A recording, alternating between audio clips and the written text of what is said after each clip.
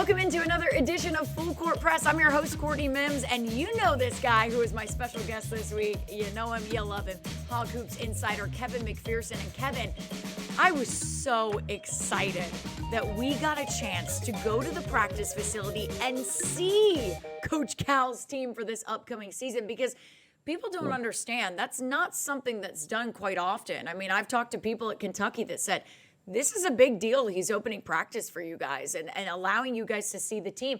And it seemed like he was really comfortable doing it in the post-practice press conference.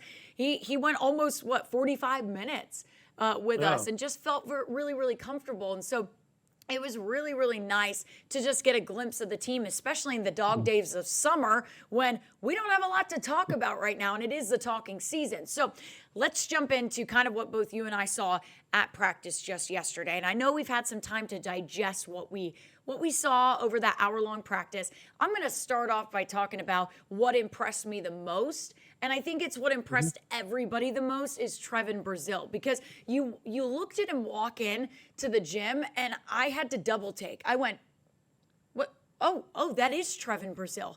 Oh my goodness. I mean, he has just filled out so nicely. And I was telling people the other day, I said, it's not just about the physicality that he's, the physical muscle that he's put on. He said he put on about 10 pounds. I don't believe it. I think he's put on more pure muscle than that. But he looks the part of like an NBA player, not just an NBA prospect. He just looks like that right now. He was aggressive in practice. He was doing so many different things. He was driving to the bucket, getting aggressive down low, but also on the perimeter, taking threes and getting some really nice looks from three and knocking them down. Kevin, what was your overall assessment of Trevan Brazil yesterday? Well, I don't know how good of a poker player Trevan Brazil is, because in the past, he seems like an unsure kind of guy, and you could see it on his face, maybe in his body language, his mannerisms. And then you watch him play, hesitate here, ball watch here. And then now he's not, I mean, I don't think anybody wants to go in and bet against him right now. He's not bluffing you to think he's playing like he's holding can't lose cards. He's playing like he's holding can't lose cards, and and Calipari, when he talks about him, it's glowing. I think it's not only performance. We saw the last 9 games, him really turn it on last year at the end of the season when Arkansas needed it most, because Adu Thera went out and the guy responded, and he just has built on that. He's added to it. He's taken it from, can you do that consistently, to, we still have that question until we see the season unfold coming up, but there's more belief that he will. And I think he's better than he was at the end of the last year, which was really, really good. Calipari at that time said, this is maybe as good as anybody on the front court there was in the country to finish the season. Now you maybe go into the season saying that again. And that was the thought process a few years ago after he had such a great start, had the injury, and Eric Patrick Melsman said he was one of the top 5 players in the SEC when he went down. And then he came in with preseason projections to be all league and all that. This is starting to feel like that again, but even better, because even then there were inconsistencies. I didn't see any letdowns yesterday, and that included his post-game comments. As a guy that in the past, when he did post-game stuff, he didn't seem that locked in, didn't always make eye contact, just kind of seemed aloof about things. No, this guy you mentioned looks like a pro. He's walking, talking, acting, playing, all of that stuff seems all a reflection of the other, which is high level stuff. If you were to say, after watching an hour of practice yesterday with a team loaded full of talent, who is Arkansas's best player, you'd have to say it's him right now. And that's very encouraging. Veteran guy with all the physical tools, athletic tools, and to see the things you mentioned, getting it at the basket, playing with force, not only dealing with physicality, but handing some out, knocking down the threes like we know he can. He had some mid-range shots. He was proactive and reactive defensively, breaking up plays. I've never seen him this consistently good, knowing that he could be, if he could tap into it. Now we're seeing it pay off. Long way to go still. Got to keep proving it. But man, it was wonderful. And I'll say this too. You mentioned all of those skills. I liked seeing him pass the ball and see the floor well. It was just like, man, this guy is doing, like you said, so many things well in this practice that we got to see. I know it's early on. I get that. I completely understand where everybody's coming from. Well, you guys said that before. You guys have hyped him up before. Well, there's a thing that I've always talked to my dad about, Kevin, and he said it's really hard when you're a player who's gone through the injuries that he has, and to mentally get back in that headspace of, okay, I am not going to get hurt. I am going to be okay. You know, it's getting back to that mentality of not playing scared, almost understanding, yeah, I'm a big. I can play like a big, but also I have so many other weapons in my wheelhouse that he's kind of gotten, you saw glimmers of it at the end of last season. But you're right. It's better than the end of last season. And I think you're on the money, Kevin. I watched him when he first came here to Arkansas. I watched him when everybody in the country, like you were, when he was, you know, when people were talking about his dunks all over the nation, right? I think this is a better Trevan Brazil. Only time will tell. But, man, I'm excited to see what he looks like. Talking about that front court a little bit, because the Hogs adding 2 new pieces to that front court, and 2 pieces that I really like the looks of, Kevin. And South Carolina transfer Nick Pringle, and then FSU transfer Malik Ewan. Let's start with Nick. I mean, not only is he going to be a fan favorite next year with just the way he talked in that post-practice press conference, he's making jokes, he's laughing. He just feels like he fits in with this group, with this team, with this vibe. And so quickly, that's kind of crazy to think about, that it was so quickly he just feels like he's a part of the team. But man, he is athletic. I didn't realize how big he was. I kind of walked out there and went, whoa, yeah, he's a big guy. He has hops. Goodness gracious, he was jumping for balls, and I was going, wow, that is some athleticism there. He is going to be a huge asset. And then just to add in Malik Ewan there, I mean, goodness gracious. Who was it? Was it Nick that said he plays like a 6'10" wing? I mean, was it Nick who said that? Because I'm going, yeah. I mean, he's almost a big, but then can play like a guard. It's crazy. He just has a great he sees the floor really, really well, can pass really, really well, but also can take the play into his own hands, can drive inside to the bucket, make things happen. We saw a few dunks from him yesterday. What do you think of both of those guys, and just how dangerous is this front court this year for Arkansas? Well, I think there's the one thing that's similar with both of those players is that they're strong rebounders at both ends. And we could stop right there, because that's what Arkansas lacked on the front line last year. Yeah, that's enough. You got me. You had me at rebounding. But things that you brought up about both. I mean, Nick Pringle, the big body, he's an enforcer. Arkansas lacked that. They lacked physicality. They lacked a big man that would consistently not only play with his own force, but hey, you want to play, you want to match force with my force, bring it. That's Nick Pringle. He's more agile than I realized, getting off the court, high point and rebounds, getting up and finishing lobs. Really good footwork, especially defensively. He's going to be versatile defensively. He's going to be able to switch and help on those guards. We'll see what kind of rim protection he can bring. I think there's something there. But you mentioned the personality. I think the other thing was just how mature he sounds about the game and what this really is, what it means. He's a guy that gets it. That's important to get guys like that. Let's not forget, before that dreadful team season last year at South Carolina, the 2 years before that, he was in the SEC with Bama and helped that team get to the school's only Final Four. In fact, he had a double-double against Clemson in the Elite Eight game to help lift Alabama that first Final Four. All of these things you really like. Malik Ewan, you mentioned it. I think offensively, he may be as good as Arkansas's had it for a big man since Bobby Portis years and years ago. When you look at everything, can knock down some perimeter shots, you put the ball on the deck and maneuvered into shots. Good passer, good court awareness. We saw him knocking down threes. He attempted 1 3-point field goal attempt in his career at 2 stops, Ole Miss and Florida State. Period. End of story. It's only one.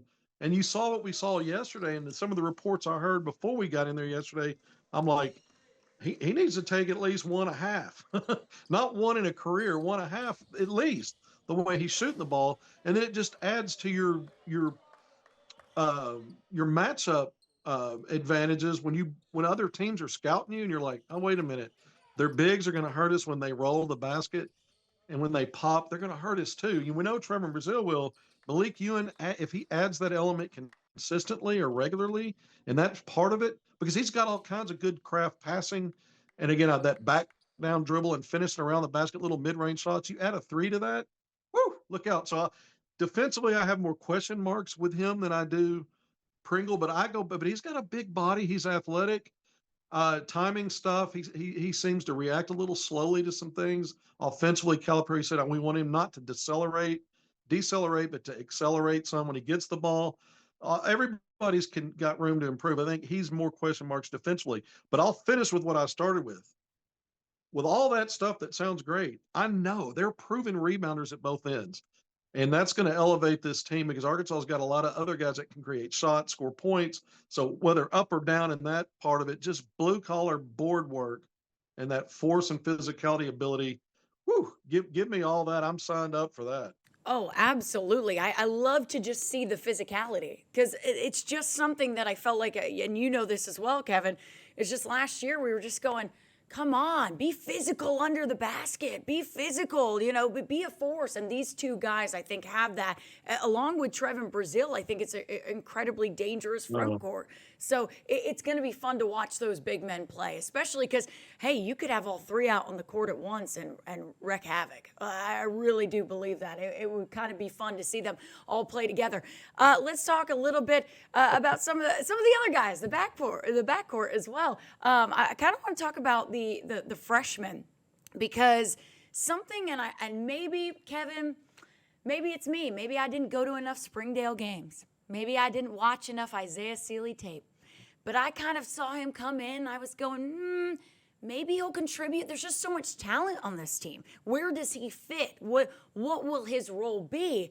And I was really impressed with Isaiah Cely at practice. I was really impressed with some of the things he was doing, just how he was passing the ball, how he was just distributing. Because it wasn't like he was trying to score. It was just like, hey, I'm out here to try and help facilitate the play and make this team better. Now, he had a nice cut to the basket at one point. I think we even have it in our clips in those. I believe it was the 3-on-3 drills. I want to say it was during that time where we had a nice cut to the basket. But I was impressed with him overall, and even Calipari in that post-practice press conference saying, yeah, he does things that I cannot teach, right? Doesn't mean he's perfect. There's a lot of things we can work on him with, and we've got to develop him, but he does things I cannot teach, and you can kind of see it.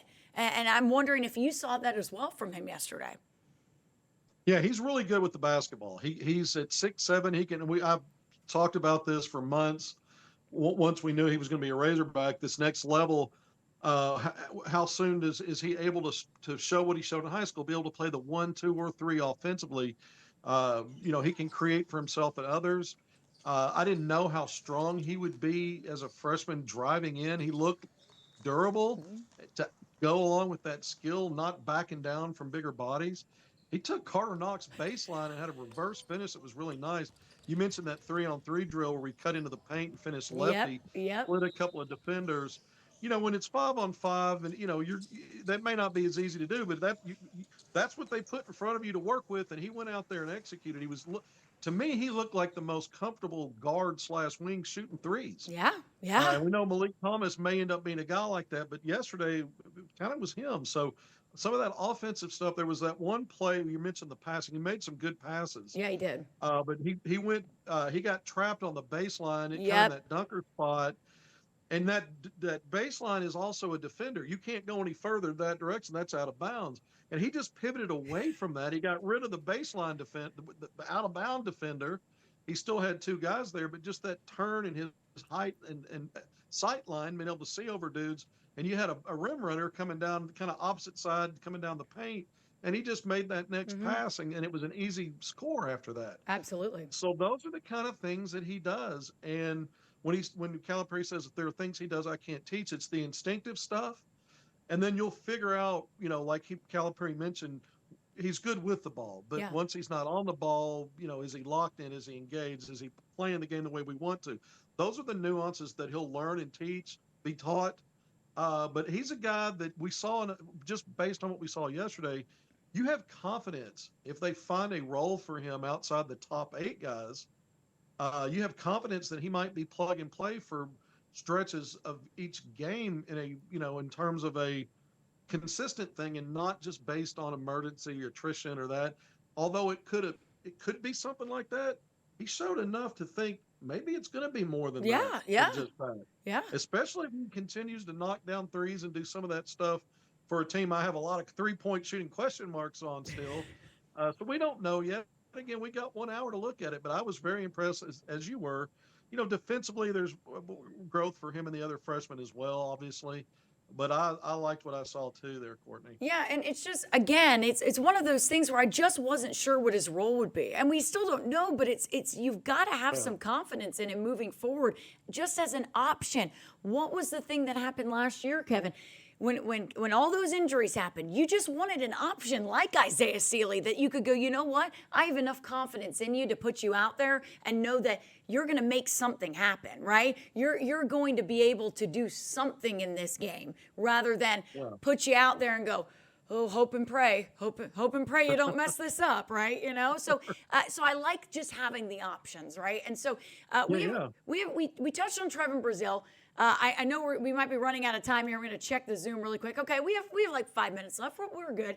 Want to really quickly touch on some of the other returners, right? Because we've also got Carter Knox, Billy Richmond, DJ Wagner. And I said immediately one of the things I noticed not only was Trevan and how he looked physically, Carter and Billy look stronger. And Carter Carter, you can tell the NBA Combine helped him. Everyone asking, why did Carter do that? Why did Carter go to the Combine and all of those things and test the draft waters? Well, you're seeing it. Well, he got in nice shape, right? That's only benefiting this team. And you also Yeah. have Billy, man. Billy looks stronger. Billy looks more aggressive. And so I'm wondering what you think about those guys, even throw in DJ Wagner. I know we didn't get to Yeah. see a whole ton of him in practice. I feel like we were so focused on some of the other guys that were drawing our Yeah. attention. But they all look really, really solid, Kevin. They did. I think if I was picking one that's standing out to me right now out of that three, it's Billy Richmond the third because his shot looked a little more. You could tell last year 3-point shooting's really not his thing. He hit a couple late in the year, finally broke through and hit a three. Didn't take a whole lot. You're always that kind of thing where you're like, oh, don't, you don't really want to be relying on him too much to be the guy finishing out of offense possession with taking a shot. He looked comfortable yesterday. He knocked down some threes in different scenarios. His little mid-range stuff looks like he's taking another step there. He's still that bouncy, aggressive, trying to snatch souls on the way to the rim. He doesn't care about bagging a body or two. But he's built even better to deliver on that. And then defensively, he's just a menace. We know the high energy stuff. Want to cut down on the turnovers. He impressed me the most yesterday of those three. DJ Wagner's just old reliable to me. He's a Yeah. slashing guy on offense. He'll set some guys up, making those decisions off the 2-man game, getting downhill. 3-point shooting. It wasn't his thing again yesterday. And then defensively, I like DJ because 6'3", 6'4", strongly built, and does some good things, I think, defensively in terms of making it difficult for guys to just get into his body and drive Yeah. and push him around. And we saw Billy Richmond and Carter Knox, picking on a little bit with their big bodies, driving into guys like Malik Thomas, even Isaiah Cely, some others at times. So you like both those. That part of the game with Knox and Billy Richmond the third, to me, both look 6'6" to me, but strong. Yeah. And we know that they can impact both ends of the court from that wing spot in positive ways. I think Carter Knox, there were some good bully ball aspects to, especially in transition when he got some finishes. We didn't see a whole lot of the ball in his hands. And I think he's still a step behind right now, just getting, because he missed some time when the team got on campus, and then he took a few extra days. I think he's still getting acclimated to new teammates. Yeah.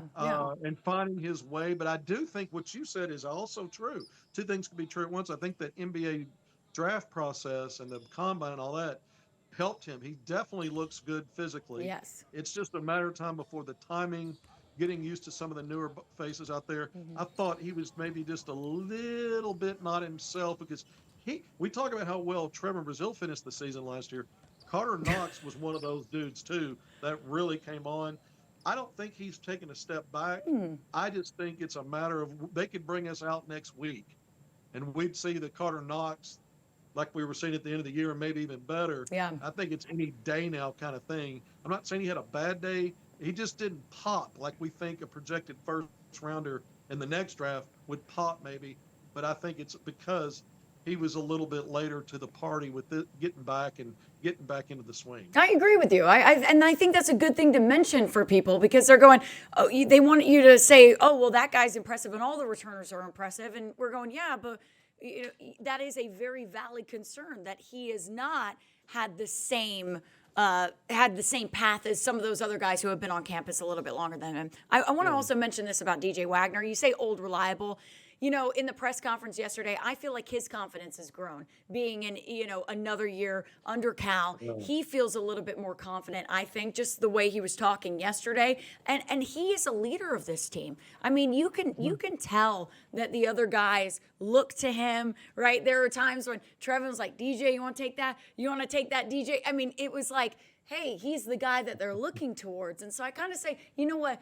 We don't talk about that a lot, but leadership is huge. And I really love that all of these guys, Nick's coming in, and I feel like he can be a great leader for this team as well, and how he's already ingrained himself in the team. But having a returner like DJ to be the floor general a little bit and to have that knowledge and to say, hey, I am one of the oldest cats here, right? So let me lead this team. And so I really, really like that from him.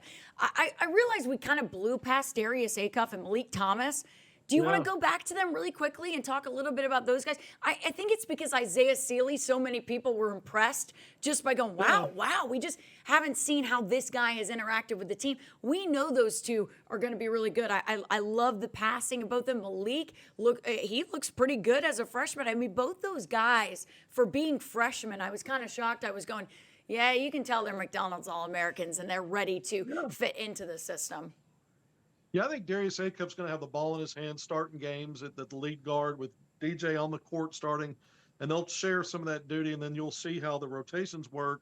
They'll both be on the ball a lot. Acuff didn't, he's one of those guys I look at as a scoring lead guard, and then yesterday he clanked his knee early. He kind of, I think he had maybe a knee bang against somebody else early, and he was kind of gimping around a little bit, and then he got through that okay. But he wasn't necessarily making a lot of shots in the drill work. But when you got in the 3-on-3, 4-on-4, 5-on-5, he did a really good job playing in two-man and making the right passes, setting teammates up. He focused more on that.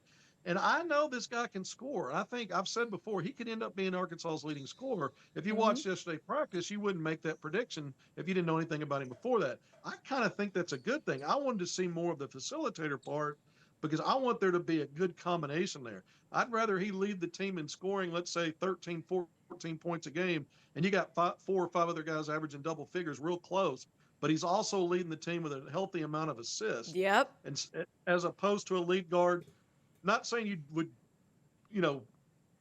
excommunicate him for averaging 18 or 19 or 20 a game, but the team might be better if it's a good balance of that, setting up guys, getting points that way, and scoring. And then Malik Thomas is a bucket. It's all about decision making. Less is more with the dribble work, getting trust from that staff, being able to play it. How much he's on the court is going to probably depend a lot upon his decision making on offense and the defensive end. He took some risk defensively, which ended up paying off. He got some steals. A lot of good older defenders around Malik, so they may smile upon some of that. I think offensively, though, some of the risk taking, they might try to tamp that down a little bit. At the end of the day, when that guy gets on a heater, like Calipari said, if you're going to take some of those shots, you better make them because I can't play you if you don't. Yeah. If he's making them, you kind of leave him out there, and that'd be, J.D. Notae was that kind of guy. Yeah. Real streaky, not always the best decision maker and shot taking. Now, he was a veteran guy. This is a true freshman, but the talent level here and the overall offensive skill set's even better than Notae. So he'll have some of those games like that where you're like, this guy might go go grab a 30-piece and call it a day tonight. Absolutely. Call it a game. Absolutely. And I like the comp there with Note because you're exactly right. And it's like we're doing that comp, even though Note was a veteran. We're talking about a freshman here with all that talent coming in. And I, again, just because this was an hour practice, Kevin, I want to tell people out there for them to go, well, what do you mean you didn't see this or this? Again, we just got to see an hour, and Calipari made that very clear. Like, this is just a glimpse. He even did some defensive drill work so we could see it. They don't normally do that in summer. So it was cool to kind of see a little portion of just, okay, what can this team do? I hope we get invited back in September, right? It wasn't quite a promise made, but I